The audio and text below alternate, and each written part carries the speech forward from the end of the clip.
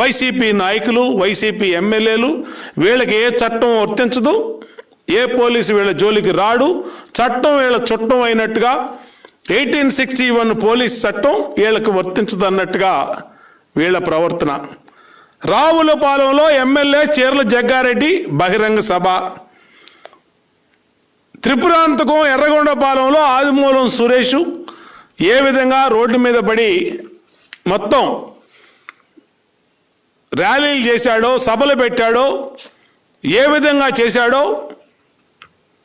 Media ద్వారా అందరం చూసాం. 8వ తారీఖు నాడు తూర్పుగోదావరి జిల్లా రాజమహేంద్రంలో మంత్రి బుడుముత్యాల నాయుడు, అలాగే జక్కంపూడి రాజా, మళ్ళా ఇక్కడ no GO, no police, no case. అలాగే 9వ తారీఖు నాడు చీరాల గడియార స్తంభం దగ్గర మాజీ ఎమ్మెల్సీ సునీత, అలాగే ఎమ్మెల్యే కర్ణం Balaramakrishnamurthy,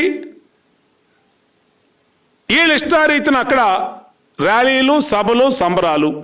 no police, no GO 1, no case.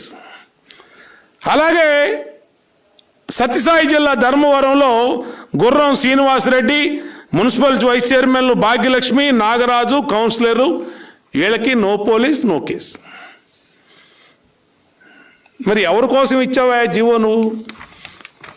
Janasena Pawan Kalyan గారిని ఆపడానికి, చంద్రబాబు నాయుడు గారి సభలు ఆపడానికి, ప్రతిపక్షాల గొంతు నొక్కటానికి, వామపక్షాలు సిపిఐ ఎవరన్నా నీ అవినీతిని ఎండగడటానికి రోడ్డు మీదకి వస్తే అరెస్టులు చేయడానికి నీ జీవోనా?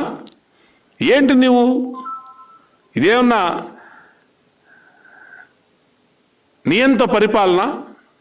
చరిత్రలో నీకన్నా పెద్ద పెద్ద నియంతలే మట్టి కొట్టుకుపోయారు జగన్ రెడ్డి, గుర్తుపెట్టుకో. ఒక్కసారి చరిత్ర చూసుకో అని చెప్తా ఉన్నాం.